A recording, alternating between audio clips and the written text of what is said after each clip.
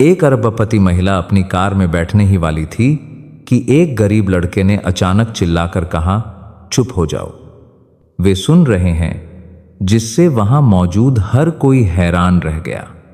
एक अरबपति महिला जिसके पास सारी शक्ति और दौलत थी, अचानक अपने ही पति और भरोसेमंद सहायक की क्रूर साजिश का शिकार हो गई। ठीक जब उसे लगा कि वह हर तरफ से घिर चुकी है, एक गरीब आवारा लॉटरी टिकट बेचने वाला लड़का सामने आया। उसकी कांपती हुई आवाज में कहे गए शब्दों ने सुनने वालों के दिलों को झकझोर दिया। अपने दुबले, पतले और कमजोर शरीर के पीछे उस लड़के में साहस और तेज बुद्धि छिपी थी, जो सत्ता के इस खेल को पूरी तरह से पलट सकती थी। चमत्कारी आभार की कहानियों के चैनल में आपका फिर से स्वागत है।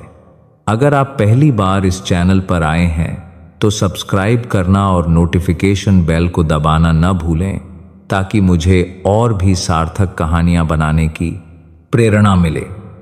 अब आइए मेरे साथ इस भावनात्मक यात्रा पर चलें। एक पार्किंग स्थल में एक सामान्य सा क्षण एक निर्णायक लड़ाई की शुरुआत बन गया।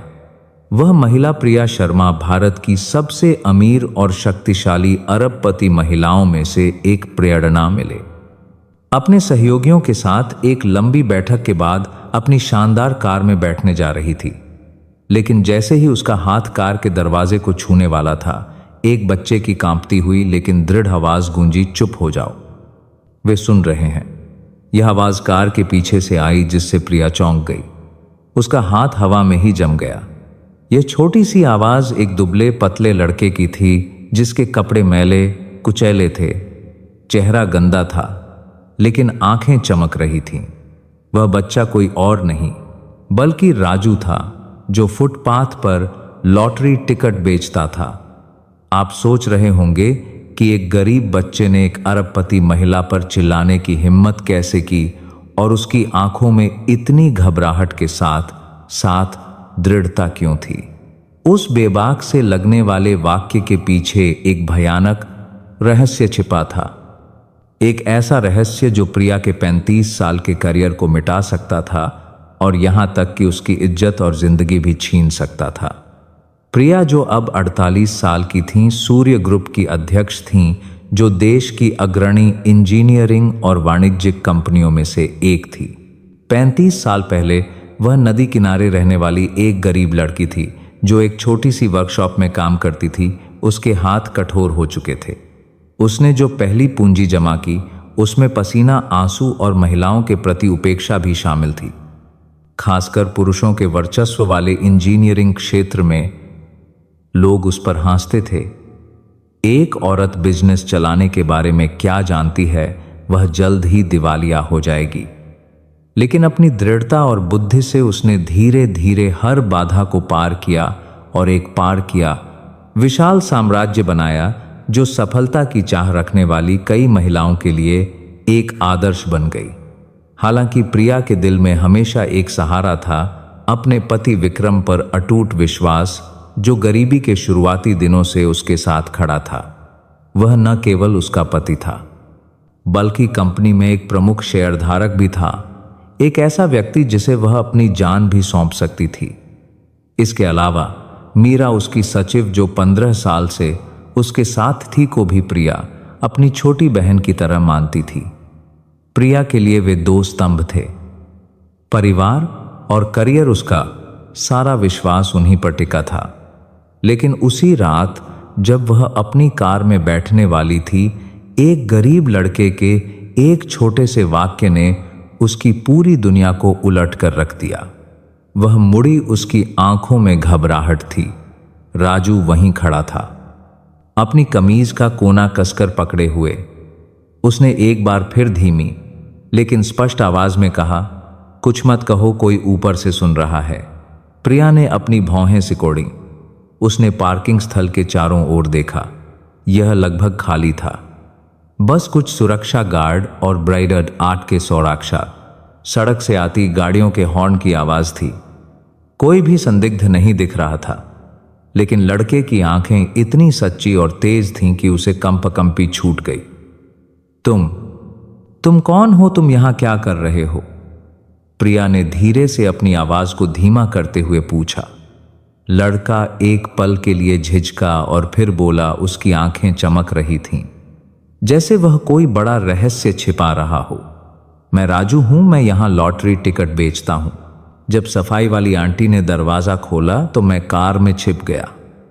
मैंने 10वीं मंजिल पर बातें सुनी। प्रिया का दिल अचानक तेजी से धड़कने लगा।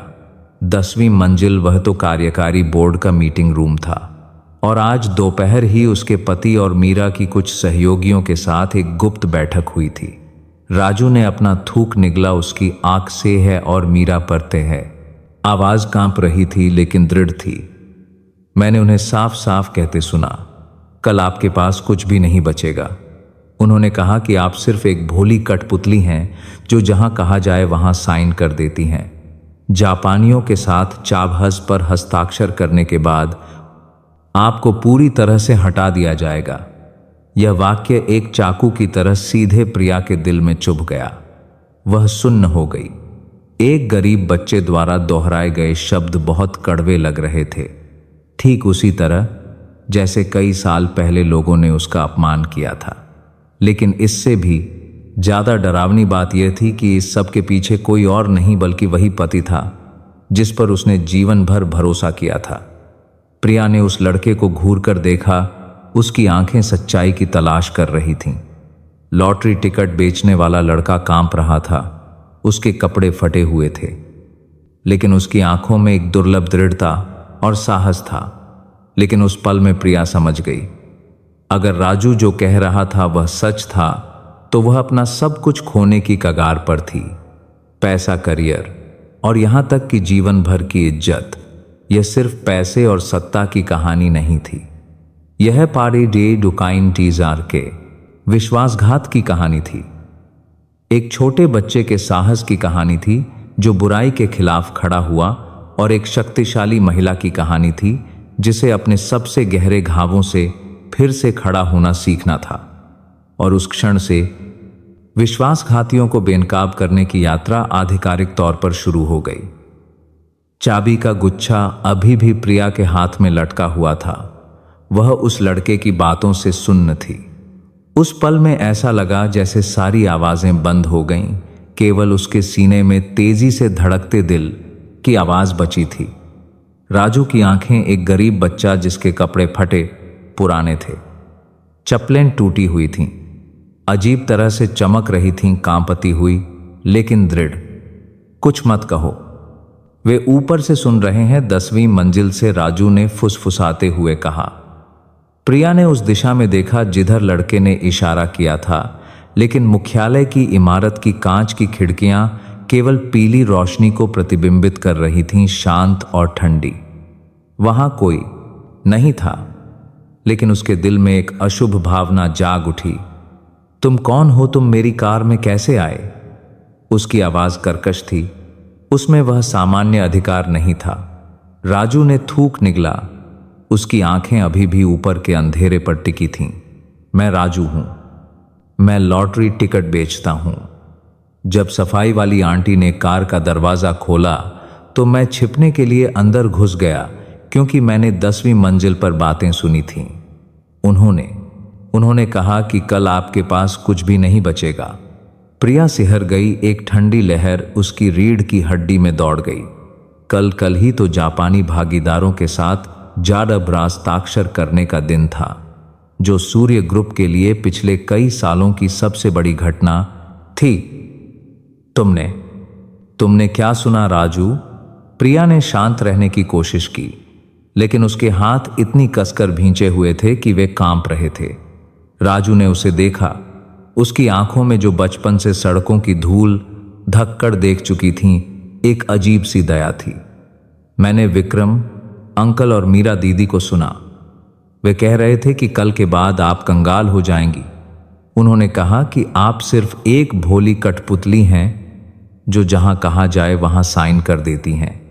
वे हंस भी रहे थे और कह रहे थे कि अब से आपका सिर्फ नाम रहेगा, लेकिन यह कंपनी उनकी हो जाएगी। ये शब्द एक चाकू की तरह प्रिया के सीने में घूम गए। वह स्तब्ध थी। उसका हाथ ढीला पड़ गया। और चाबियां सीट पर गिर गईं, जिससे एक सूखी खनक हुई। उसके दिमाग में तुरंत अपने पति का चेहरा कौंध गया, जिसने उसके साथ मिलकर शून्य से यह साम्राज्य खड़ा किया था जिस पर उसने खुद से ज्यादा भरोसा किया था। और मीरा उसकी समर्पित सचिव, जिसने शुरुआती मुश्किल दिनों से उसकी देखभाल की थी। क्या यह सच हो सकता है, या यह सिर्फ एक बच्चे का मनगढ़ंत किस्सा है? लेकिन राजू की आंखें उसे देखते हुए चमक रही थीं। एक भी शब्द दोहराते समय वह जरा भी नहीं कांपा। आंटी, उन्होंने यह भी कहा कि आप बहुत मूर्ख हैं, कभी भी कागजात ध्यान से नहीं पढ़ती, आप बस साइन कर देती हैं। उन्होंने कहा कि आप एक वफादार कुत्ते की तरह हैं, जो जहां कहा जाए वहां साइन कर देता है। हर शब्द शीशे की तरह भारी था। प्रिया का सीना जैसे किसी ने जकड़ लिया हो। इतने सालों में उसने समाज से, प्रतिस्पर्धियों से और व्यापार जगत में महिलाओं को नीचा दिखाने वालों से बहुत अपमान सहा था, लेकिन उसने कभी नहीं सोचा था कि एक दिन उसके सबसे करीबी लोग, उसका पति, उसकी सचिव, उसे एक बेजान कठपुतली से ज्यादा कुछ नहीं समझेंगे। उसका गला रुंध गया, आंखों में आंसू भर आए, लेकिन प्रिया ने उन्हें वापस निगल लिया ताकि उस लड़के के सामने कमजोर न दिखे। राजू ने अपना सिर नीचे कर लिया, उसकी आवाज और भी धीमी और कांपती हुई हो गई। मैं सब कुछ बताने की हिम्मत नहीं कर रहा हूं, क्योंकि मेरी दादी ने कहा है कि बच्चों को बुरी बातें नहीं बोलनी चाहिए, लेकिन और भी बहुत सी बातें हैं जिन्हें सुनकर आपको और भी ज्यादा दुख होगा। खामोशी छा गई। केवल दूर से आती गाड़ियों के हॉर्न की आवाज सुनाई दे रही थी। प्रिया सीट पर स्थिर बैठी रही, उसका पूरा शरीर जैसे सीट से चिपक गया हो, जबकि उसके दिमाग में एक उथल पुथल मची हुई थी। सदमा, गुस्सा, दर्द और एक ऐसा डर जो उसने पहले कभी महसूस नहीं किया था। प्रिया ने एक गहरी सांस ली, शांत होने की कोशिश की। उसकी आंखें सीधे राजू पर टिकी थीं, उसके हर छोटे से हाव भाव को परख रही थीं। राजू, तुमने इतना बड़ा जोखिम क्यों उठाया? अगर वे तुम्हें मीटिंग रूम में छिपा हुआ पकड़ लेते तो क्या होता? लड़के ने अपनी मुट्ठियां भींच लीं। उसकी आंखों में एक अप्रत्याशित दृढ़ता थी। क्योंकि मैं जानता हूं कि अनदेखा किया जाना कैसा लगता है। जब मैंने उन्हें आपके बारे में बात करते सुना तो मुझे बहुत गुस्सा आया। मेरे पापा ने सिखाया है कि अगर तुम किसी को कुचला हुआ देखो और तुम मदद कर सकते हो तो तुम्हें मदद करनी चाहिए, नहीं तो अगली बार कुचले जाने वाले तुम ही होगे। यह भोला भाला वाक्य एक तेज चाकू की तरह उस अरबपति महिला के आत्म सम्मान को चीर गया। एक 12 साल का बच्चा जो सड़क पर घूमकर एक एक लॉटरी टिकट बेचता है, उसे स्वाभिमान का पाठ पढ़ा रहा था। प्रिया अवचेतन रूप से कड़वाहट से मुस्कुराई। व्यापार जगत में 35 साल बिताने के बाद उसने सोचा था कि कोई भी चीज उसे आश्चर्यचकित नहीं कर सकती, लेकिन अब एक गरीब लड़के ने उसे इतना स्तब्ध कर दिया था। राजू, क्या तुम्हें यकीन है कि तुमने जो सुना वह सच है? हो सकता है तुमसे गलती हुई हो। उसकी आवाज कमजोर हो गई, जैसे वह उम्मीद की एक छोटी सी किरण में कुछ सांत्वना खोजना चाहती हो। राजू ने दृढ़ता से सिर हिलाया। मुझे हर शब्द, हर हंसी, मेज पर हर थपकी याद है। मुझे यह भी याद है कि उन्होंने कुछ अजीब नामों वाली कंपनियों का जिक्र किया था। मैंने उन्हें एक कागज पर लिख लिया है, लेकिन किसी को देने की हिम्मत नहीं हुई। प्रिया की आंखें बड़ी हो गईं। लड़का जितना अधिक विवरण दे रहा था, उतना ही यह सच लग रहा था। इतना विशिष्ट कि इसे गढ़ा नहीं जा सकता था, लेकिन उसका दिल अभी भी संदेह के एक टुकड़े से चिपका हुआ था, क्योंकि सब कुछ मानने का मतलब था कि उसे कड़वी सच्चाई को स्वीकार करना होगा कि उसका पति एक धोखेबाज है। मैं सच में विश्वास नहीं कर सकती, प्रिया ने फुसफुसाते हुए कहा। उसकी आवाज रुंध गई। 35 साल का निर्माण, 35 साल एक साथ, और अब बदले में सिर्फ एक जाल। उसने अपना सिर स्टीयरिंग व्हील पर टिका दिया। उसके हाथ कांप रहे थे। अपमान और शर्मिंदगी की भावना उस पर हावी हो गई। इसलिए नहीं कि उसे किसी प्रतिद्वंद्वी ने धोखा दिया, बल्कि इसलिए कि उसके सबसे करीबी लोगों ने उसे तुच्छ समझा।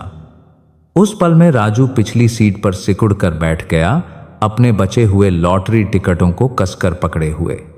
वह चुप था, बस उसे सहानुभूति भरी आंखों से देख रहा था, जैसे एक गरीब बच्चा एक प्रसिद्ध अरबपति महिला की रक्षा कर रहा हो।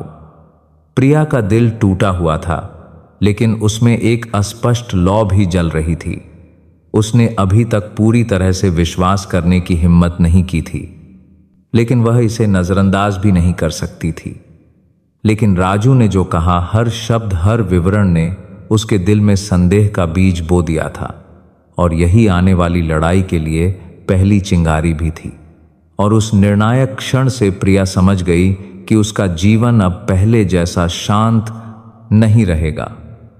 कार अभी भी पार्किंग स्थल के अंधेरे में चुपचाप खड़ी थी। बाहर की स्ट्रीट लाइट की पीली रोशनी धुंधली खिड़की पर पड़ रही थी। उस माहौल में राजू के हर शब्द प्रिया के दिल पर हथौड़े की तरह पड़ रहे थे। मैंने उन्हें कहते सुना कि आप एक भोली कठपुतली से ज्यादा कुछ नहीं है। आंटी, वे जहां कागज देते हैं आप वहीं साइन कर देती हैं। आपके पति ने हौंसते हुए कहा कि आप एक वफादार कुत्ते की तरह हैं। इतने सालों से वे आपको अपनी उंगलियों पर नचा रहे हैं। फिर मीरा दीदी ने भी कहा कि आपको बस लिपस्टिक लगाकर पार्टियों में जाना चाहिए, क्योंकि सारे महत्वपूर्ण काम वे संभाल लेंगे। मुझे सुनकर बहुत गुस्सा आया, लेकिन मैं डर भी गया था। इसलिए मुझे आपको चेतावनी देने का एक तरीका खोजना पड़ा। राजू की आवाज धीमी लेकिन स्पष्ट थी। उसकी आंखें आंसुओं से चमक रही थीं। प्रिया स्थिर बैठी रही, उसके कांपते हाथ स्टीयरिंग व्हील पर थे। उसके दिल में एक ठंडा बर्फीला खालीपन फैलता जा रहा था, गहरा और गहरा। भोली कठपुतली, वफादार कुत्ता, ये शब्द उसके दिमाग में एक चाकू की तरह घूम रहे थे, बार बार काट रहे थे, दर्द और जलन दे रहे थे। यह सिर्फ अपमान नहीं था, यह एक दोषारोपण था। 35 साल का निर्माण, इतने सारे बलिदान, और अंत में यह अपने ही पति की आंखों में एक मजाक बनकर रह गया। उस पल में अनगिनत यादें वापस आ गईं। प्रिया को वे मौके याद आए जब कंपनी ने अजीब अनुबंधों पर हस्ताक्षर किए थे। जब उसने पूछा तो उसके पति ने कहा, यह एक छोटी सी बात है, तुम बस साइन कर दो। उसे वे मौके याद आए जब बड़ी रकम कुछ अपरिचित कंपनियों को हस्तांतरित की गई थी। मीरा ने समझाया कि यह परिचालन लागत है। उसने बिना किसी संदेह के सिर हिला दिया था। प्रिया को वे जटिल रिपोर्टें याद आईं जिन्हें वह केवल सरसरी तौर पर देखती और फिर हस्ताक्षर कर देती, यह मानते हुए कि वे पूरी तरह से वफादार हैं। सब कुछ अचानक एक मखमली पर्दे की तरह खींच लिया गया, जिसके पीछे केवल कसकर बंधी हुई तारें थीं जो उसे कसकर जकड़े हुए थीं।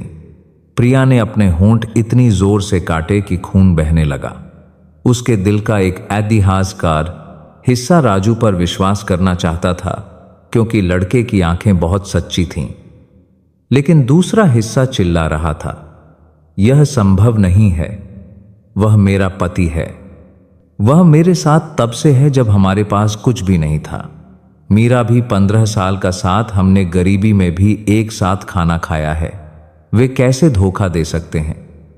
प्रिया को चुप देखकर राजू ने झिझकते हुए एक मुड़ा तोड़ा कागज का टुकड़ा निकाला। उस पर बच्चों जैसी टेढ़ी मेढ़ी लिखावट में कुछ नाम थे। आनंद एंटरप्राइजेज, रोशन सॉल्यूशंस, सूर्य ट्रेडिंग।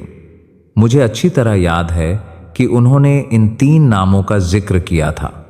उन्होंने कहा कि वे इसके माध्यम से पैसा निकालेंगे, फिर इसे घुमाएंगे ताकि कोई पता न लगा सके। आप जांच करके देखिए, शायद कुछ असामान्य मिलेगा। प्रिया के हाथ कागज लेते समय बुरी तरह कांप रहे थे। वह टेढ़ी मेढ़ी लिखावट जो दूसरों के लिए निरर्थक हो सकती थी, उसके लिए एक सुलगते हुए बारूद के ढेर में चिंगारी की तरह थी। उसके दिमाग में तुरंत वे मौके कौंध गए जब अकाउंटेंट ने सैटेलाइट परियोजनाओं की लागत पर रिपोर्ट दी थी। वे असामान्य हस्तांतरण जिन्होंने उसे एक पल के लिए संदिग्ध बना दिया था, और फिर उसके पति और मीरा ने कुछ मीठी बातों से उसे बहला दिया था। दर्द अब आग में बदलने लगा था। प्रिया ने गहरी सांस ली, लेकिन सांस उसके सीने में अटक गई। आंसू बह निकले और उसे पता भी नहीं चला। केवल उसके होठों पर नमकीन स्वाद था। उसने अपना सिर सीट पर टिका दिया। उसकी आंखें कार की छत को घूर रही थीं। प्रिया का दिल तेजी से धड़क रहा था, हर धड़कन जैसे उसके सीने को फाड़ में देना चाहती हो। उस पल में प्रिया को लगा जैसे उसे एक सार्वजनिक स्थान पर बांधकर खड़ा कर दिया गया हो। एक तरफ उसके पति और सचिव पर उसका विश्वास था और दूसरी तरफ एक अजनबी गरीब लड़के से कड़वी सच्चाई। उसे उस सर्दियों की सुबह याद आई जब वे दोनों बहुत गरीब थे। एक नम सीलन भरे किराए के कमरे में सिकुड़कर बैठे थे। उसने उसका हाथ पकड़कर कहा था, भविष्य में चाहे हम अमीर हों या गरीब, मैं तुम्हें कभी दुख नहीं होने दूंगा। हाँ, वह वादा जिसे उसने अपनी पूरी यात्रा के लिए एक सहारा बना लिया था, अब एक कांटेदार तार की तरह उसके दिल के चारों ओर कसकर लिपटा हुआ था। इतना कसकर कि खून बह रहा था।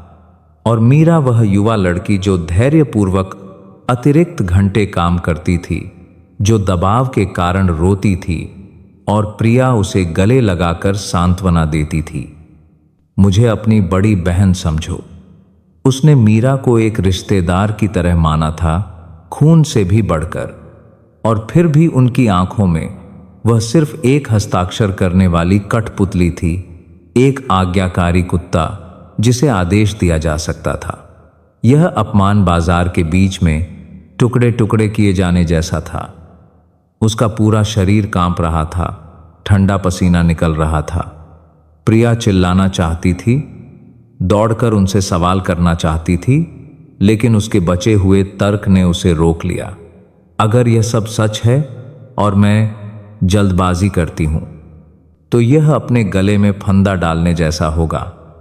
राजू ने उसे देखा, उसकी आंखों में चिंता और दृढ़ता दोनों थी। आंटी, मेरी बातों पर तुरंत विश्वास मत करो, खुद जांच करो, लेकिन कृपया कल कुछ भी साइन मत करना। अगर आपने साइन कर दिया तो वे जीत जाएंगे।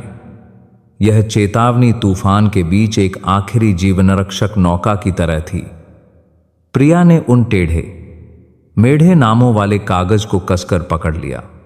ऐसा महसूस हो रहा था जैसे वह अपने भाग्य की चाबी पकड़े हुए है। उसने एक लंबी सांस ली, अपनी आवाज को यथासंभव धीमा करते हुए कहा, राजू, अब से किसी को यह पता नहीं चलने देना कि तुम मुझसे मिले हो। तुम्हें सावधान रहना होगा। अगर उन्हें शक हो गया तो। राजू ने जल्दी से सिर हिलाया, उसकी आंखें चमक उठीं। मुझे इसकी आदत है। वैसे भी कोई भी लॉटरी टिकट बेचने वाले लड़के पर ध्यान नहीं देता, इसीलिए मैं यह सब सुन पाया। लेकिन मैं वादा करता हूं, मैं आपको अकेला नहीं छोड़ूंगा। प्रिया धीरे से मुस्कुराई, एक कड़वी मुस्कान। उसके दिल में अभी भी तूफान चल रहा था, लेकिन कहीं ना कहीं उम्मीद की एक धुंधली किरण चमक रही थी। अब से वह जानती थी कि वह पहले जैसी नहीं रह सकती। अपने ही परिवार के विश्वासघात ने विश्वास की झिल्ली को फाड़ दिया था। एक गहरा घाव छोड़ दिया था, लेकिन इसी घाव ने उसे जगा दिया था। अब सच्चाई का सामना करने का समय आ गया था। बाहर सर्दियों की हवा ऊंची इमारतों के बीच से सरसराहट के साथ बह रही थी, जैसे एक बड़े तूफान की चेतावनी देने वाली चीख। जब प्रिया ने अपनी आंखें बंद की तो उसने अपने दिल में फुसफुसाया, कल कोई भोली कठपुतली नहीं होगी। उस रात जब पार्किंग स्थल की बत्तियां मंद हो गईं, मैं स्याह अंधेरी सड़कों पर गाड़ी चला रही थी। मेरे दिमाग में बस एक ही वाक्य गूंज रहा था, कल कोई भोली कठपुतली नहीं होगी। लेकिन कठपुतली न बनने के लिए मुझे एक मजबूत हाथ की जरूरत थी। सबसे पहला नाम जो मेरे दिमाग में आया वह था अर्जुन, जो पहले सूर्य ग्रुप में आंतरिक नियंत्रण का प्रमुख था। वह इतना सीधा था कि कई लोगों को, जिसमें मेरे पति और मीरा भी शामिल थे, परेशान कर देता था। मैंने अपने फोन में उसका पुराना नंबर खोजा। घंटी बजती रही। छठी घंटी के बाद फोन उठाया गया। कौन है? एक कर्कश आवाज आई, मैं प्रिया। दूसरी तरफ कुछ पल की खामोशी रही, फिर एक सूखी हंसी। बहुत समय हो गया, मुझे लगा आप मुझे भूल गई होंगी। मैंने आपको जाने देकर गलती की। मैंने धीरे धीरे हर शब्द को जैसे निगलते हुए कहा, और ऐसा लगता है कि वह गलती अब मुझे काटने के लिए वापस आ रही है। हम एक पुरानी गली के आखिर में एक छोटे से कैफे में मिले। लकड़ी का दरवाजा जिसका पेंट उखड़ रहा था, एक गर्म पीला बल्ब और भुनी हुई कॉफी की महक। अर्जुन एक ऐसी शर्ट में आया जिसका कॉलर घिस चुका था। उसके हाथ पर एक धुंधला निशान था जो उसके काम के वर्षों की निशानी थी। उसने अपना कप नीचे रखा और सीधे मेरी आंखों में देखा। बोलिए, इस बार आप सब कुछ सुनेंगी है ना? मैं कसम खाती हूं, मैंने सब कुछ बता दिया। राजू नाम का लड़का खाली पार्किंग स्थल 3 नामों वाला मुड़ा तुड़ा कागज, आनंद एंटरप्राइजेज, रोशन सॉल्यूशंस, सूर्य ट्रेडिंग, यहां तक कि अपमानजनक शब्द भी, भोली कठपुतली, वफादार कुत्ता। मैंने उन्हें दोहराया जैसे मैं टूटे हुए कांच को निगल रही हूं। अर्जुन ने बिना टोके सुना। उसकी उंगलियां कप के किनारे पर ताल दे रही थीं। उसकी आंखें गहरी हो गईं। जब मैंने कल जापानी भागीदारों के साथ हस्ताक्षर करने की बात की तो उसने कहा, मैंने 2 साल पहले ही कार्यकारी बोर्ड को चेतावनी दी थी। अर्जुन की आवाज सपाट लेकिन ठंडी थी। ऑफ द बुक खर्च, गैर मौजूद सैटेलाइट अनुबंध आपूर्तिकर्ता जिनके फोन नंबर और पंजीकृत पते एक ही थे। मैंने एक रिपोर्ट प्रस्तुत की। वह मीटिंग के एजेंडे से गायब हो गई। फिर मुझ पर संस्कृति के साथ फिट नहीं होने और टीम के मनोबल को प्रभावित करने का लेबल लगा दिया गया। आपने मेरे बर्खास्तगी पत्र पर हस्ताक्षर किए थे। मैंने अपना सिर झुका लिया। उस दिन मैंने अपने पति और मीरा पर भरोसा किया। अंधा विश्वास। विश्वास करना गलत नहीं है, लेकिन गलत व्यक्ति पर विश्वास करने की कीमत चुकानी पड़ती है। अर्जुन ने एक लंबी सांस ली। उसकी आंखें नरम हो गईं। वैसे भी आपने आज रात मुझे फोन किया, इसका मतलब है कि आपने सच्चाई का पक्ष चुना है। उसने एक चमड़े की नोटबुक खोली, कुछ कैश फ्लो स्टेटमेंट के नमूने निकाले और एक प्रवाह रेखा खींची। कंपनी खाता, शेल कंपनी 1, शेल कंपनी 2, अधिकृत व्यक्ति। अगर यह सच है कि राजू ने ये 3 नाम सुने हैं तो बस एक धागा खींचने की जरूरत है और पूरा गुच्छा खुल जाएगा। लेकिन हमें इसे जल्दी और चुपचाप करना होगा और आपको भोली कठपुतली का नाटक जारी रखना होगा। मुझे उस हद तक जाना होगा, केवल जब उन्हें यकीन हो जाएगा कि आप आज्ञाकारी हैं, तभी वे लापरवाह होंगे। राजू आंख और कान होगा। मैं पैसे के प्रवाह की जांच करूंगा। आप एक ढाल के रूप में काम करेंगी ताकि वे खुद को उजागर करें। कैफे का दरवाजा बंद हो गया। बाहर हवा छतों पर सरसराहट कर रही थी। मैंने अपनी ठंडी कॉफी को देखा। अपमान अभी भी कोयले की तरह गर्म था, लेकिन उस अंधेरे में अर्जुन का हाथ मिलाना एक चट्टान पर लंगर डालने जैसा था। वापस आने के लिए धन्यवाद। मैं आपके लिए वापस नहीं आया हूं, अर्जुन ने मुस्कुराते हुए कहा। मैं उस अंधेरे में नाबाद शालीनता के लिए वापस आया हूं जिसका एक कंपनी हकदार है, और मुझे उस राजू नाम के लड़के पर विश्वास है जिसके बारे में आपने बताया। उस रात हम 1 और घंटे बैठे एक योजना का मसौदा तैयार करते हुए। अर्जुन ने अपनी आवश्यकताओं को सूचीबद्ध किया। परियोजना खातों के पिछले 3 महीनों के बैंक स्टेटमेंट, इस वर्ष स्थापित नए आपूर्तिकर्ताओं की सूची, इलेक्ट्रॉनिक अनुमोदन लॉग देखने का अधिकार, मीरा का अपॉइंटमेंट शेड्यूल और एक बर्नर फोन जो केवल आंतरिक संचार के लिए उपयोग किया जाएगा। मुझे मेरे पुराने नंबर पर फोन मत करना। किसी भी ऐसे चैनल पर संदेश मत भेजना जिसकी निगरानी की जा सकती है, उसने चेतावनी दी। मैंने सिर हिलाया। कैफे से निकलते समय मैंने राजू के कागज के टुकड़े को कसकर पकड़ लिया। वह कागज का टुकड़ा अचानक न्याय के सम्मन की तरह भारी लग रहा था। अगली सुबह मैं सामान्य से पहले कंपनी में आई। जैसे ही मैं गेट से गुजरी, गार्ड ने झुककर सलाम किया। परिचित चेहरों पर मुझे देखकर हल्की सी मुस्कान के साथ थोड़ा आश्चर्य हुआ, जैसे कुछ भी नहीं हुआ हो। आज मैं मीरा के कमरे के पास से गुजरी और उसके डेस्क पर एक फाइल छोड़ दी जिसके कुछ पन्ने जानबूझकर फाड़ दिए गए थे। फटे हुए हिस्से अर्जुन को सुराग देंगे, सैटेलाइट भागीदारों की सूची, टूर्ण मिलान अनुसूची। मैंने विक्रम को सामान्य रूप से गर्मजोशी भरी आवाज में फोन किया। प्रिय, आज का अनुबंध निश्चित रूप से पूरी तरह से तैयार है ना? लाइन के दूसरे छोर पर एक आत्मविश्वास भरी हौंसी गूंजी। तुम्हें बस साइन करना है, बाकी सब मैंने संभाल लिया है। ठीक है। मैंने फोन रख दिया। मेरा दिल ढोल की तरह बज रहा था। नाटक शुरू हो गया था।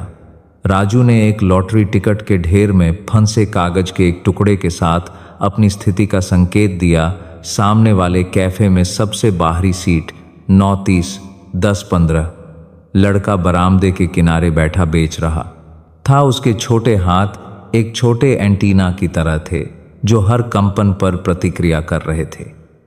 मैं कुछ लॉटरी टिकट खरीदने के लिए उसके पास से गुजरी, 1 सेकंड से ज्यादा उसे नहीं देखा। दुनिया की नजर में मेरे और उसके बीच कोई संबंध नहीं था, लेकिन यही असंबद्धता एकदम सही अदृश्यता का लबादा थी। दोपहर में अर्जुन ने बर्नर फोन पर संदेश भेजा। अस्थायी मिलान विवरण मिला। राजू द्वारा लिखे गए तीनों कंपनियों का एक ही अधिकृत प्राप्त करता है। धन के हेरफेर के स्पष्ट संकेत।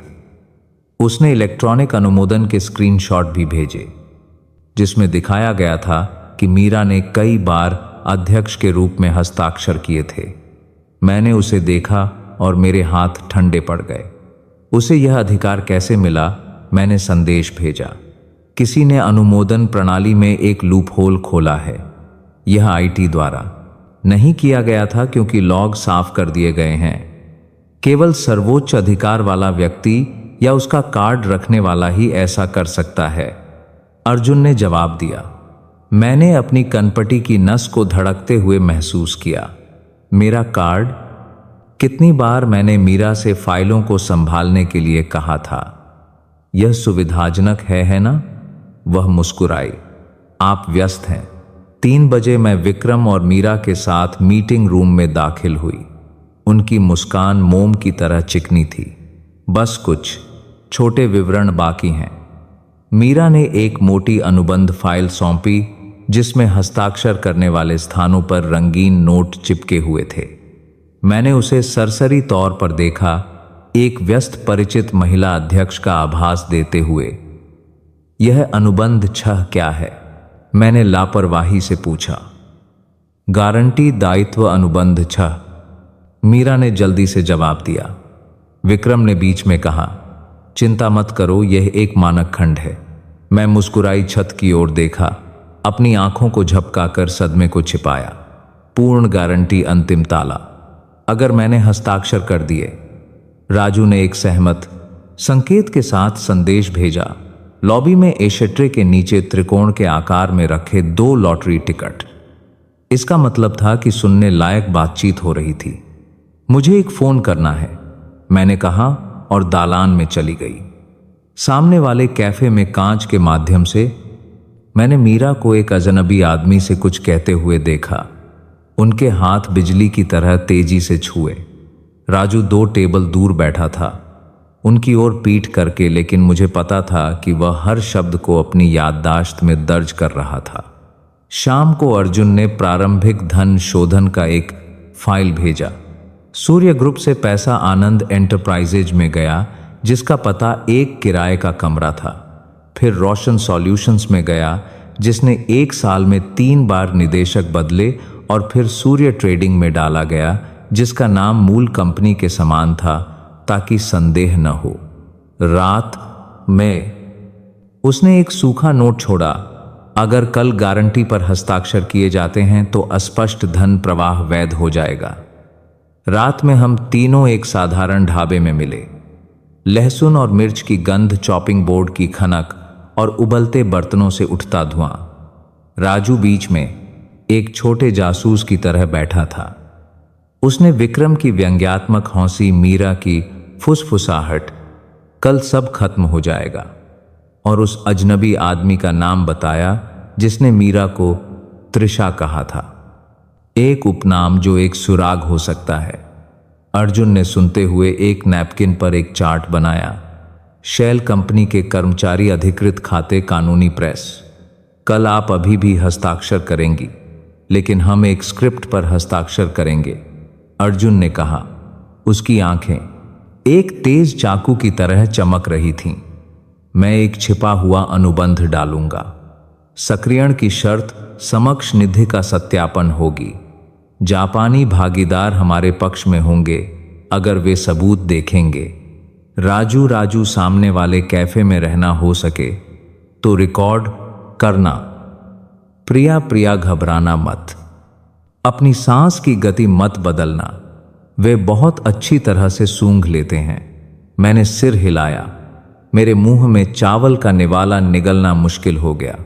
बाहर रात की सड़क शांत होने लगी थी। ठंडी हवा बरामदे की तिरपाल पर सरसराहट कर रही थी, बारिश की तरह। मेरे सामने दो लोगों को देखते हुए, एक सड़क का बच्चा और एक जिद्दी आंतरिक नियंत्रक, मैंने अचानक खुद को कम अकेला महसूस किया। एक बेमेल तिकड़ी, लेकिन सच्चाई में विश्वास के एकमात्र धागे से बंधी हुई।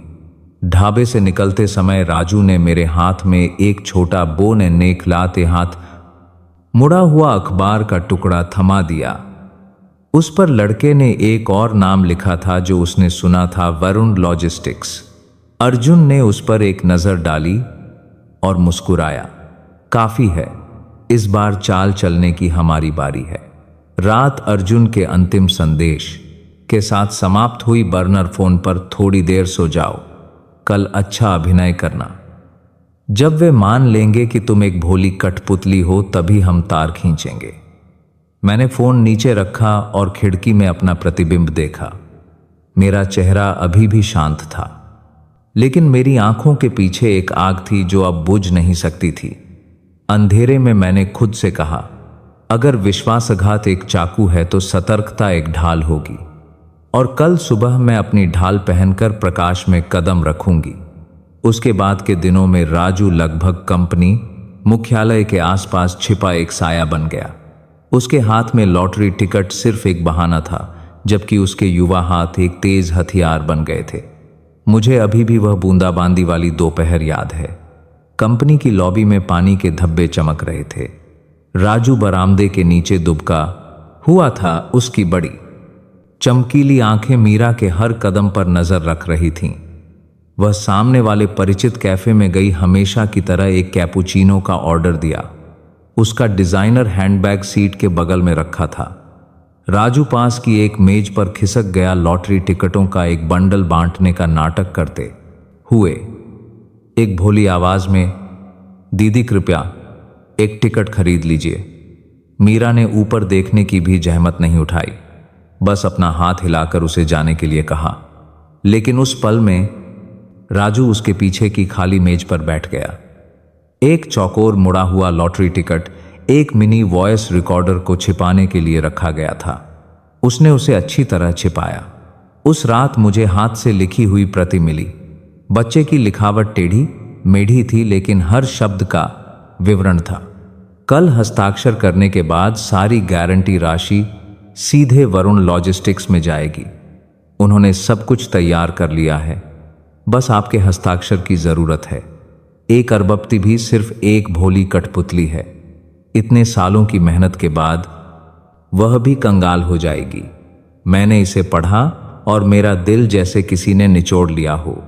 वरुण लॉजिस्टिक्स, एक नया नाम जो अभी सामने आया था, अब मीरा की फुसफुसाहट में दिखाई दे रहा था। मुझे तुरंत राजू द्वारा पहले दिया गया कागज का टुकड़ा याद आया, तो यह गलत नहीं सुना गया था। नाम एक के बाद एक जुड़ते गए। हर कड़ी ने एक ठंडी बर्फीली जंजीर बनाई जो मेरे चारों ओर लिपट गई। अर्जुन ने जानकारी प्राप्त की और तुरंत कार्रवाई की। केवल एक रात के बाद उसने मुझे एक मोटी फाइल भेजी। संदेश में उसकी आवाज संक्षिप्त थी। सभी शेल कंपनियां आपके पति के रिश्तेदारों के नाम पर हैं।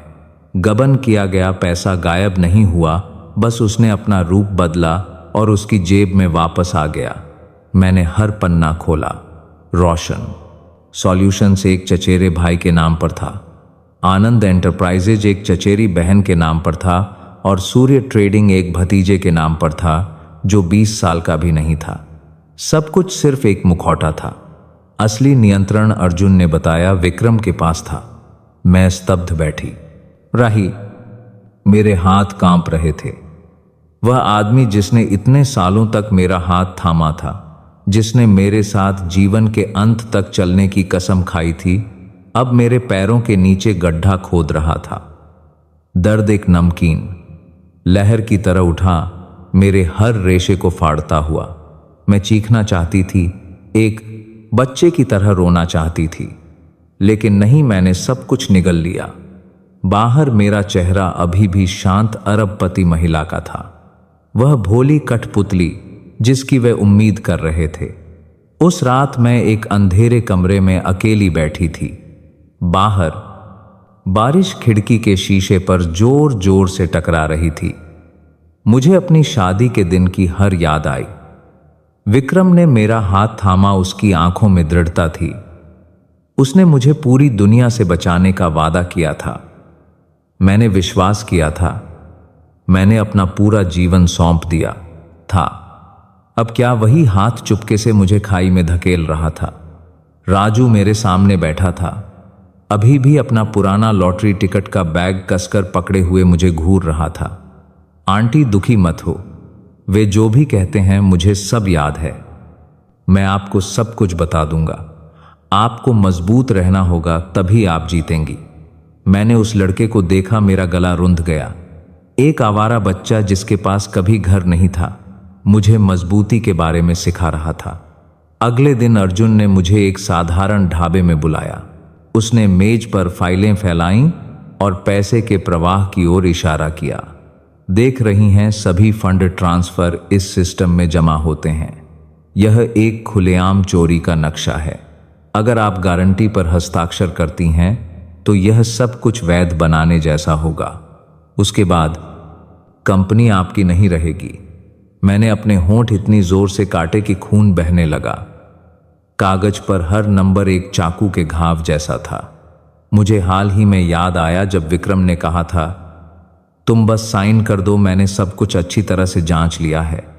उसकी उस समय की मुस्कान अब एक धब्बे की तरह याद आ रही थी।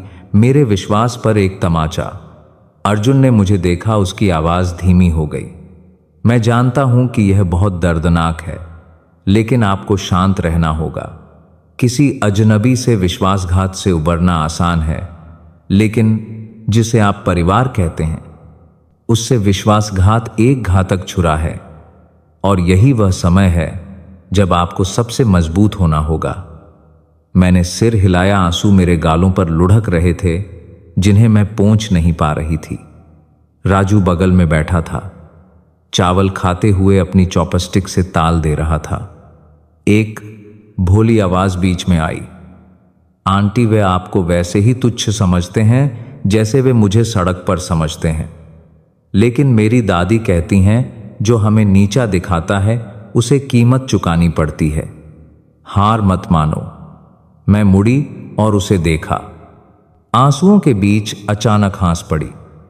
एक 12 साल से कम उम्र का बच्चा पतली ग्रेवी के साथ चावल खा रहा था और ऐसी दृढ़ता के साथ बोल रहा था जो व्यापार जगत की हजारों सलाहों से बढ़कर थी। लेकिन मेरी मुस्कान सूखने से पहले ही अर्जुन ने गंभीर होकर कहा, जापानी भागीदारों के साथ हस्ताक्षर समारोह में केवल 3 दिन बचे हैं। उन्होंने एक जाल तैयार किया है। अगर हम उन्हें समय पर बेनकाब नहीं करते हैं तो आप सब कुछ खो देंगी, न केवल कंपनी बल्कि आपकी इज्जत भी। हमारे पास केवल एक ही रास्ता है, आज्ञाकारी होने का नाटक करते हुए चुपचाप सबूत इकट्ठा करना, और हस्ताक्षर का दिन वह दिन होगा जब नकाब उतरेंगे। मैंने सुना और मेरे दिल में गुस्सा भर गया। दर्द के भीतर से एक और आग जल रही थी, दृढ़ संकल्प की आग। मैंने रियर व्यू मिरर में देखा। मेरा चेहरा थका हुआ था, लेकिन मेरी आंखें चमक रही थीं। मैंने कसम खाई कि मैं अन्याय के आगे सिर नहीं झुकाऊंगी। देर रात जब मैं ढाबे से बाहर निकली, राजू ने मेरे हाथ में जल्दी से लिखा हुआ एक छोटा कागज का टुकड़ा थमा दिया। उन्होंने एक अधिकारी के नाम का भी उल्लेख किया जो उनका समर्थन करेगा।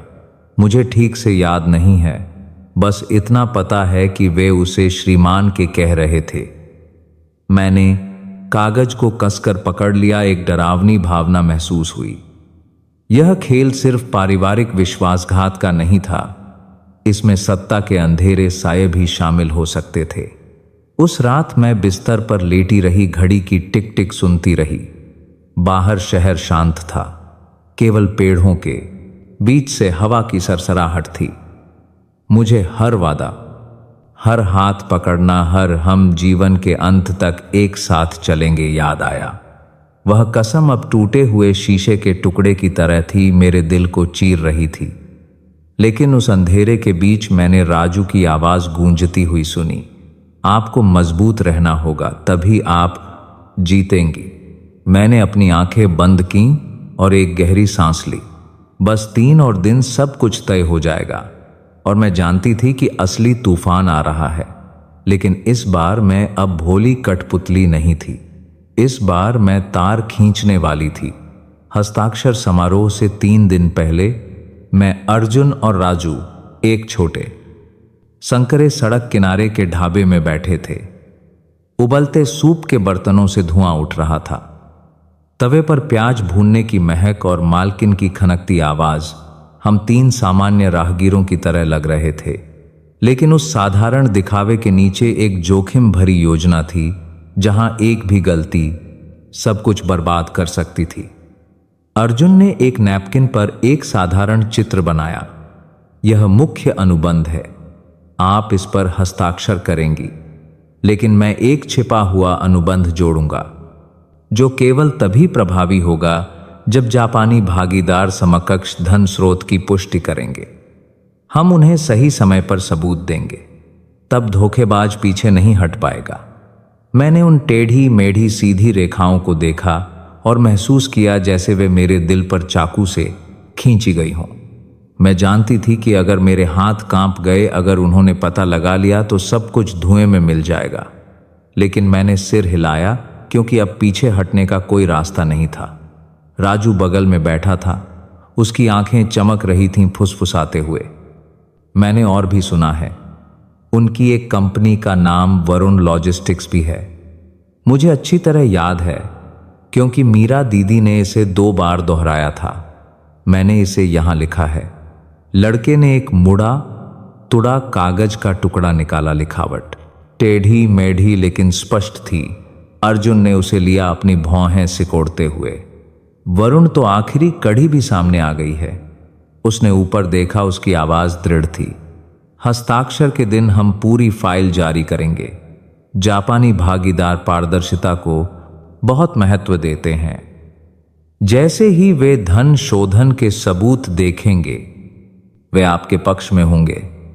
मैं चुपचाप बाहर बरामदे पर टपकती बारिश की आवाज सुनती रही।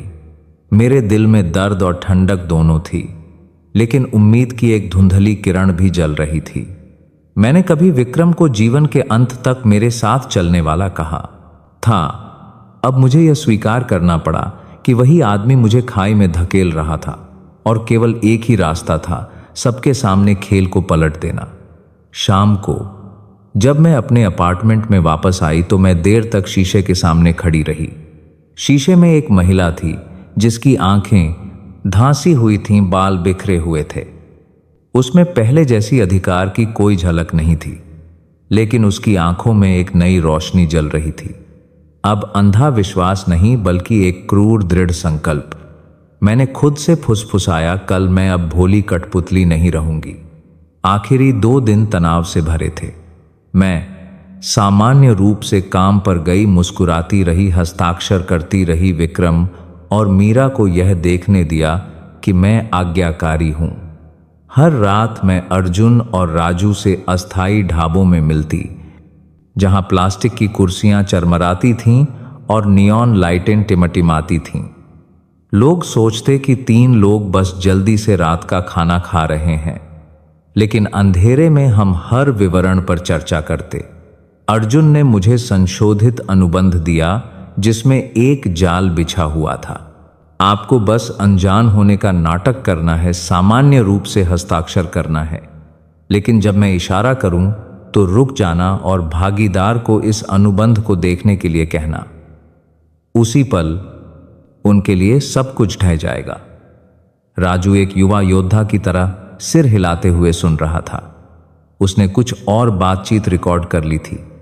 विक्रम की फोन पर घमंडी हंसी, मीरा की फुसफुसाहट, कल उसके पास केवल एक खाली कुर्सी होगी। मैंने हर शब्द पढ़ा, जैसे वह मेरी त्वचा में चुभ रहा हो, लेकिन साथ ही इसने मुझे और भी गुस्सा दिलाया और भी दृढ़ बनाया। हस्ताक्षर से एक रात पहले मैं सो नहीं पाई। मैं कमरे में टहलती रही, घड़ी की टिक टिक सुनती रही, जो मेरी कनपटी पर हथौड़े की तरह बज रही थी। बाहर शहर अभी भी रोशन था, लेकिन मेरे अंदर एक तूफान था। आज मुझे अपने शुरुआती दिन याद आए, जब हम दोनों एक पैकेट नूडल्स साझा करते थे। विक्रम की आंखें कभी मेरे साथ अंधेरे में चमकती थीं, और अब वही आंखें, लेकिन लालच और विश्वासघात के कारण चमक रही थीं। मैं बैठ गई और अपनी पुरानी शादी की तस्वीर के बगल में रखी फाइल खोली। एक तरफ मीठी यादें थीं, दूसरी तरफ कड़वी सच्चाई। आंसू गिरे, लेकिन मैंने उन्हें जल्दी से पोंछ लिया। मैं जानती थी कि कल सुबह कमजोरी के लिए कोई जगह नहीं होगी। जब रात धीरे धीरे फीकी पड़ने लगी और कहीं से मुर्गे की बांग सुनाई दी, मैं उठी और एक शक्तिशाली काले रंग का सूट पहना। शीशे में मैंने एक अलग प्रिया को देखा। आंखें लाल थीं, लेकिन चमक रही थीं, मुद्रा दृढ़ थी। मैंने एक गहरी सांस ली और फाइल उठाई। पिछली रात मैं एक धोखा खाई हुई महिला की तरह रोई थी, लेकिन आज मैं एक योद्धा की तरह बाहर निकलूंगी, क्योंकि कल सुबह रोशन हॉल में केवल हाथ मिलाना और राजनयिक मुस्कान नहीं होगी। कल वह दिन होगा जब नकाब उतरेंगे, असली चेहरे सामने आएंगे, और मैं आखिरी तार खींचने वाली होंगी। उस सुबह शहर का आसमान राख की पतली परत से ढका हुआ था। मैं कार में बैठी थी, मेरे हाथ ठंडे धातु की तरह फाइल पर रखे थे। मेरे सामने 5 सितारा होटल था, जहां भव्य हस्ताक्षर समारोह हो रहा था। दरवाजे से लेकर संगमरमर की सीढ़ियों तक लाल कालीन बिछा हुआ था। वर्दी पहने कर्मचारियों की 2 कतारें सम्मानपूर्वक खड़ी थीं, झुककर सलाम कर रही थीं। दूर से यह दृश्य एक राज्याभिषेक समारोह जैसा लग रहा था, लेकिन मेरे दिल में मैं जानती थी कि यह एक जल्लाद का मंच है। मैं कार से उतरी। कैमरे मेरी ओर घूमे, फ्लैश लगातार चमक रहे थे। दर्जनों पत्रकार मेरा नाम चिल्लाते हुए एक दूसरे को धकेल रहे थे। शक्तिशाली अरबपति प्रिया शर्मा, भारतीय उद्योग की लौह महिला। हर कोई सोचता था कि आज मैं जापानी भागीदारों के साथ एक नया अध्याय शुरू करूंगी, लेकिन केवल मैं और मेरे 2 चुपचाप सहयोगी जानते थे कि यह वह दिन होगा जब एक नकाब उतरेगा। हॉल में क्रिस्टल के झूमर चमक रहे थे। मेजें सफेद मेजपोशों से ढकी थीं, क्रिस्टल के गिलास करीने से रखे गए थे। पहली पंक्ति में जापानी निवेशक प्रतिनिधि बैठे थे। उनके चेहरे शांत थे, लेकिन उनकी आंखें तेज थीं। मेरे दाईं ओर विक्रम था, मेरा पति। उसका चेहरा मुस्कुरा रहा था, लेकिन उसकी आंखों के कोनों में घमंड साफ झलक रहा था। उसके पीछे मीरा शान से चल रही थी, मेहमानों को एक आकर्षक मुस्कान के साथ नमस्कार कर रही थी। उन दोनों को देखकर मैंने अपने दांत भींच लिए, लेकिन अपना चेहरा शांत रखा। जब एमसी ने मेरा परिचय दिया तो मैं कुछ शब्द कहने के लिए उठी। मेरी आवाज शांत थी, हर शब्द जैसे हजारों बार अभ्यास किया गया हो। आज एक महत्वपूर्ण मील का पत्थर है, जो दोनों पक्षों के बीच एक स्थायी सहयोग की शुरुआत करता है। मैं एक मशीन की तरह बोल रही थी, जबकि मेरा दिल बेतहाशा धड़क रहा था। दूर कोने से मैंने भीड़ में अर्जुन की आंखों को पकड़ा। उसने धीरे से सिर हिलाया, मुझे संकेत दिया कि सब कुछ तैयार है। निर्णायक क्षण आ गया। अनुबंध मेरे सामने रखा गया था। एक चमकदार फाउंटेन पेन कागज पर धीरे से लुढ़का। विक्रम, मेरे कान में फुसफुसाया। उसकी आवाज मीठी लेकिन डरावनी थी। तुम्हें बस साइन करना है, बाकी सब मैंने अच्छी तरह से संभाल लिया है। मैंने धीरे से सिर हिलाया, एक भोली कठपुतली की तरह मुस्कुराई। मैंने कलम उठाई और एक चिकनी रेखा खींची। पूरा हॉल तालियों से गूंज उठा। लेंस मेरी ओर घूमे, उस पल को कैद करते हुए जो गौरव का क्षण लग रहा था। लेकिन ठीक उसी पल पीछे का बड़ा दरवाजा खुला। चमड़े के जूतों की तेज आवाज गूंजी। पूरा हॉल चुप हो गया। दर्जनों पत्रकारों ने पीछे मुड़कर देखा। दृढ़ कदमों के साथ अर्जुन अंदर आया। उसके पीछे वर्दी में 2 पुलिस अधिकारी थे। स्पॉटलाइट सीधे उन पर पड़ी, जिससे उनके हाथों में मोटी फाइलें साफ दिखाई दे रही थीं। पूरे हॉल में फुसफुसाहट की लहर दौड़ गई। मैं सीधी बैठी रही, मेरे हाथ मेज पर थे, शांत रहने की कोशिश कर रही थी। इस बीच विक्रम चौंक गया। उसका चेहरा पीला पड़ गया। पीछे मीरा आधा कदम पीछे हट गई। उसके होंठ हिले, लेकिन एक भी शब्द नहीं निकला। अर्जुन ने कोई जल्दी नहीं की। उसने अपना लैपटॉप पोडियम पर रखा और उसे बड़ी स्क्रीन से जोड़ा। एक पल में पूरी दीवार बैंक ट्रांसफर स्टेटमेंट, शेल कंपनियों की सूची, बैंक रसीदों से रोशन हो गई। परिचित नाम वरुण लॉजिस्टिक्स, आनंद एंटरप्राइजेज, रोशन सॉल्यूशंस स्पष्ट रूप से दिखाई दे रहे थे। उसने जोर से कहा। उसकी आवाज पूरे हॉल में गूंज उठी।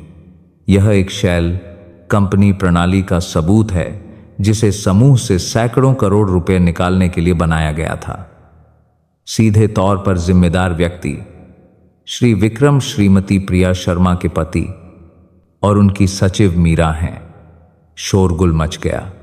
पत्रकार तस्वीरें लेने के लिए दौड़े।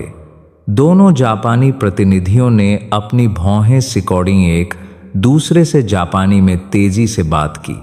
विक्रम उछल पड़ा, मेज पर हाथ पटकते हुए। बकवास, यह सब मनगढ़ंत है मैं। लेकिन इससे पहले कि वह खत्म कर पाता, अर्जुन ने एक बटन दबाया। एक रिकॉर्डिंग की तीखी आवाज गूंजी। मीरा की तीखी आवाज, वह सिर्फ एक भोली कठपुतली है। जहां कागज 2 वहीं साइन कर देती है, जांच करने के लिए दिमाग कहां है। फिर विक्रम की घमंडी हंसी। हाँ, एक भोली कठपुतली। इतने सालों से उसने कभी विरोध करने की हिम्मत नहीं की। कल कंपनी हमारी होगी। आवाज इतनी स्पष्ट थी कि उसे नकारा नहीं जा सकता था। पूरा हॉल कुछ सेकंड के लिए सन्न रह गया, फिर एक सुनामी की तरह फट पड़ा। हे भगवान, इतने सालों से यह चल रहा था। अविश्वसनीय। फुसफुसाहट, गुस्से भरी निगाहें, सब कुछ विक्रम और मीरा की ओर मुड़ गईं। मैं चुपचाप बैठी रही, अपने पति को देख रही थी, जो पीला पड़ गया था पसीने से तर बतर। उसके कांपते हाथ मेज का किनारा पकड़े हुए थे। मीरा रो पड़ी, उसकी आवाज टूट गई। विक्रम, तुमने मुझसे वादा किया था कि सब कुछ ठीक हो जाएगा। अब यह क्या हो रहा है? विक्रम गुर्राया, उसका हाथ झटकते हुए। यह सब तुम्हारी बेवकूफी की वजह से है। तुमने जानकारी लीक कर दी। 2 लोग जिन्होंने कभी वफादारी की कसम खाई थी, अब सैकड़ों आंखों के सामने एक दूसरे को नोच रहे थे। एक हास्यास्पद और बेहद शर्मनाक नाटक। जापानी प्रतिनिधि खड़ा हुआ, मुझे झुककर सलाम किया। उसकी टूटी फूटी हिंदी, लेकिन दृढ़ आवाज में, हम श्रीमती प्रिया शर्मा पर विश्वास करते हैं। आप पर जैसी व्यक्ति के साथ सहयोग करना उचित है।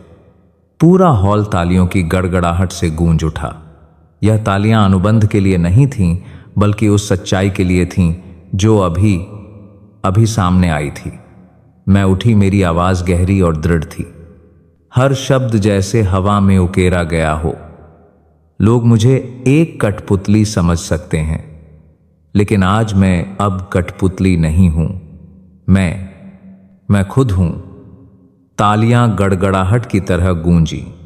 विक्रम ने अपना सिर झुका लिया। मीरा बुरी तरह रो रही थी।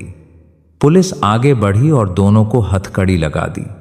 हथकड़ी की ठंडी खनक ने उस शानदार हॉल में गूंजते हुए सारे झूठ का अंत कर दिया।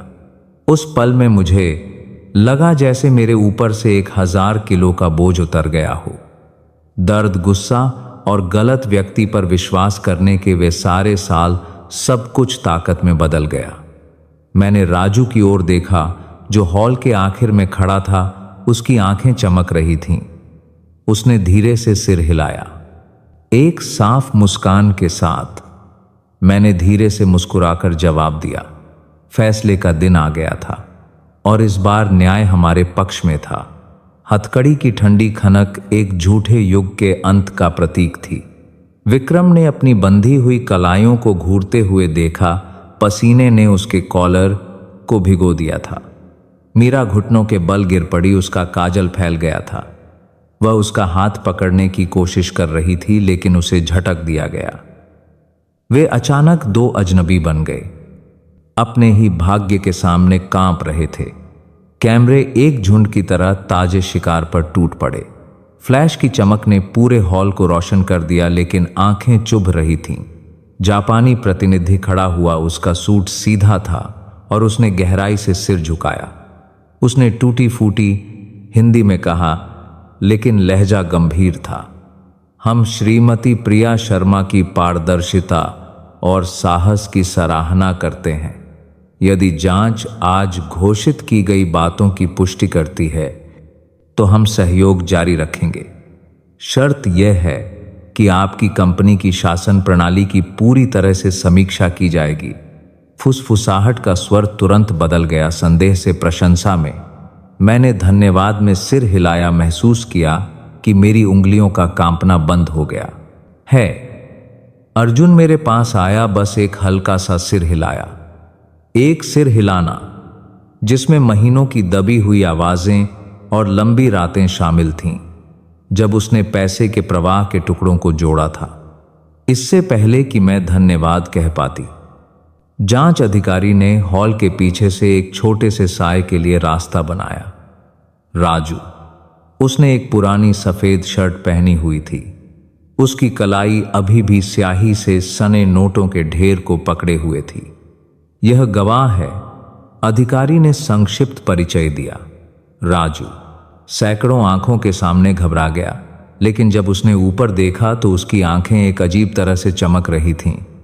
उसकी आवाज पहले शब्द पर कांपी, फिर अचानक परिपक्व हो गई। मैं पास में लॉटरी टिकट बेचता हूं। मैंने उन्हें कई बार एक दूसरे से बात करते सुना है। प्रिया आंटी के बारे में बुरा बोलते हुए, उन दूसरी कंपनियों में पैसे ट्रांसफर करने की बात करते हुए। मैंने इसे लिख लिया है। यह वह है जो मुझे याद है। मैं नहीं चाहता कि अच्छे लोगों को धोखा मिले। एक नरम खामोशी पूरे हॉल में छा गई।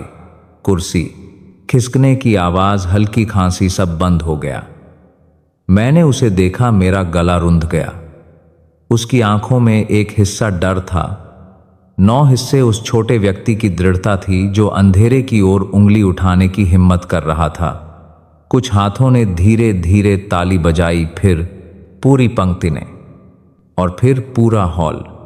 आवाज जबरदस्त नहीं थी, जैसे किसी कार्यक्रम के समापन पर होती है, बल्कि गर्म और स्थायी लहरों की तरह थी।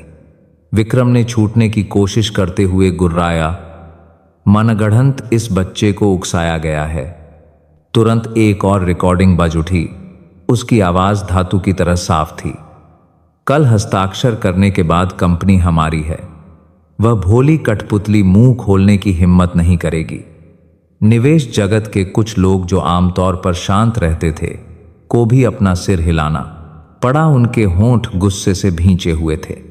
मीरा एक कुर्सी पर गिर गई, अपने चेहरे को अपने हाथों में छिपा लिया, फूट फूट कर रो रही थी।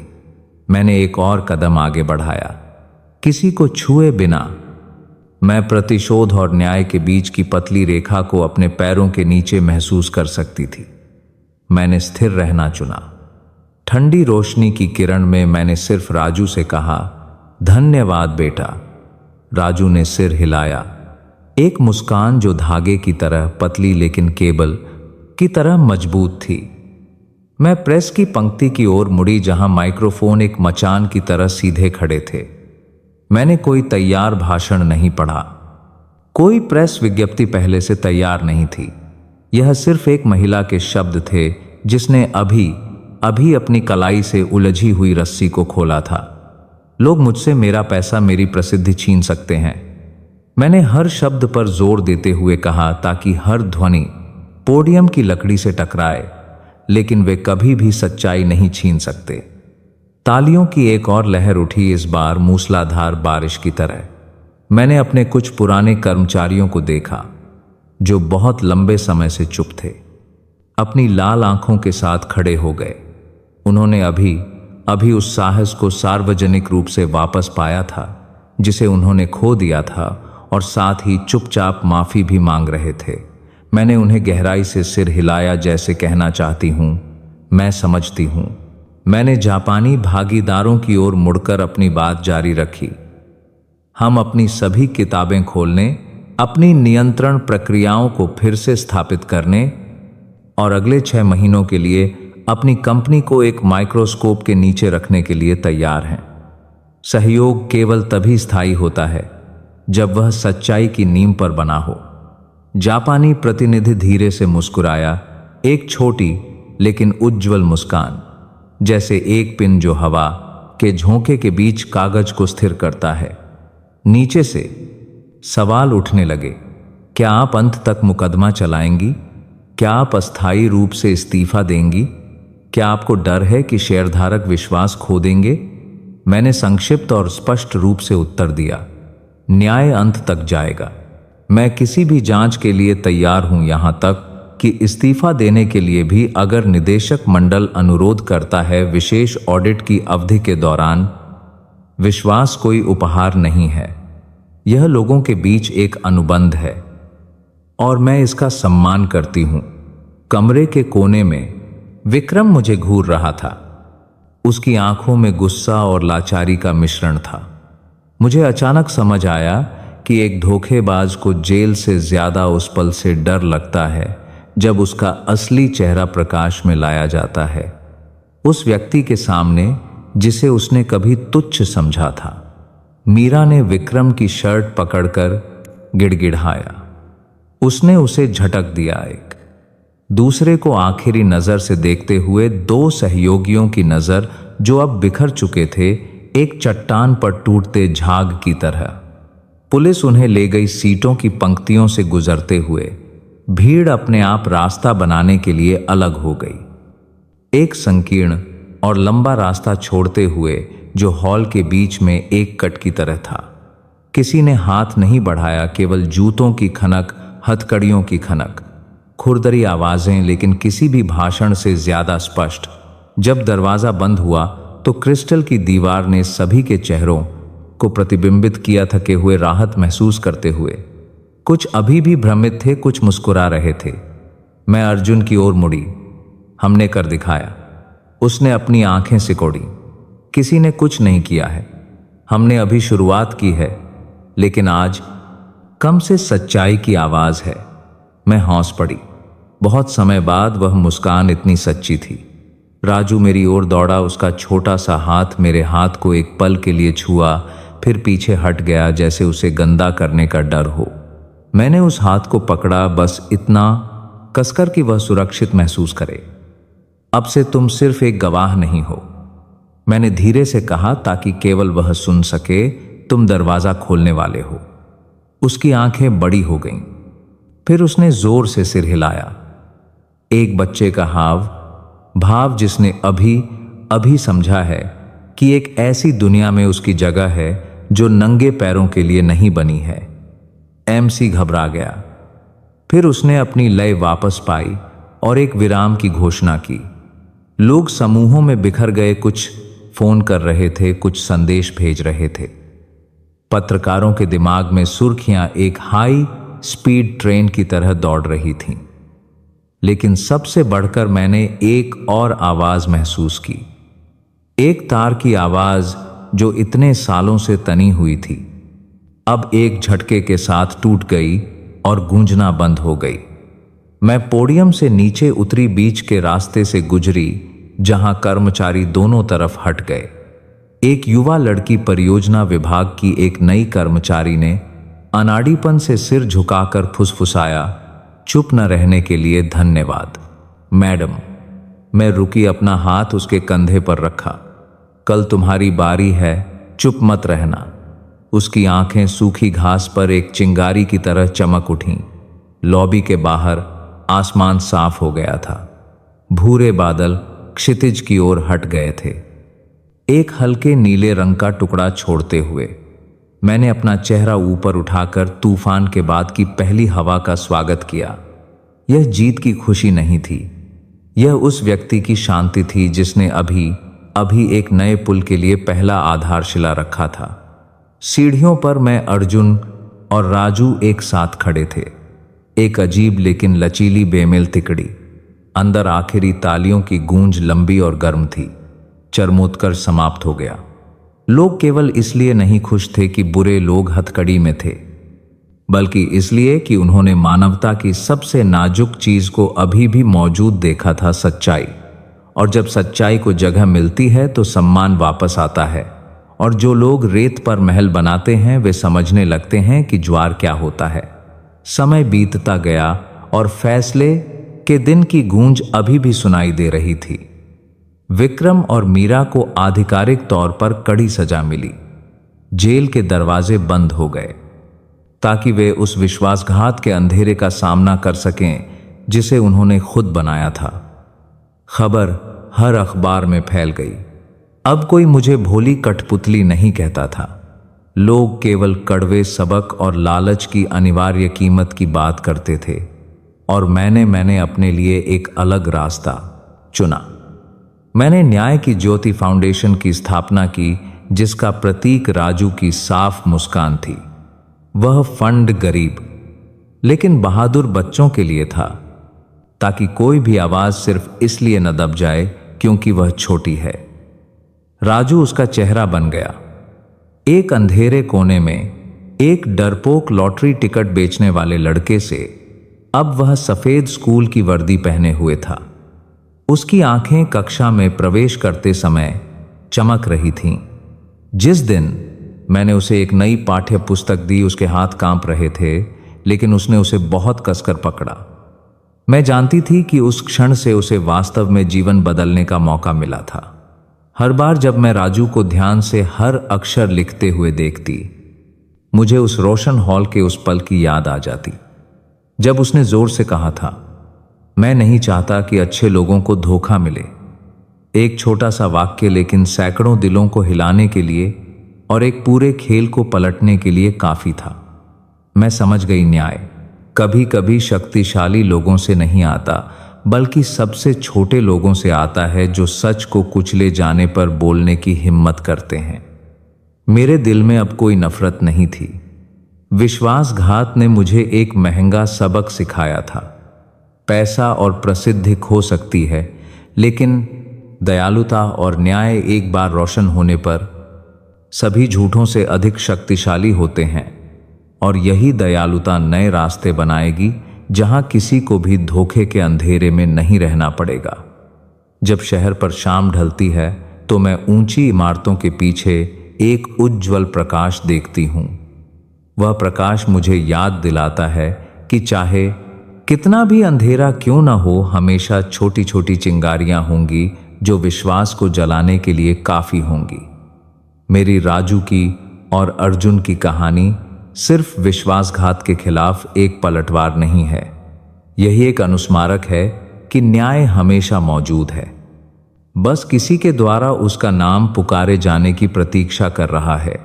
और कभी कभी एक छोटा सा हाथ ही सबसे बड़ा दरवाजा खोल सकता है। इस यात्रा में हमारे साथ बने रहने के लिए धन्यवाद। आप इस कहानी के बारे में क्या सोचते हैं? अपनी भावनाओं को टिप्पणी अनुभाग में छोड़ दें और चैनल को सब्सक्राइब करना न भूलें, ताकि हम उन कहानियों का अनुसरण करना जारी रख सकें जो दिल को छूती हैं, जहां सच्चाई और दयालुता की हमेशा जगह होती है। धन्यवाद। दोस्तों कृपया कमेंट में बताइए कि आप यह कहां से देख रहे हैं, आपको यह कहानी कैसी लगी। ईश्वर से प्रार्थना है कि आप सभी हमेशा खुश और सुरक्षित रहें।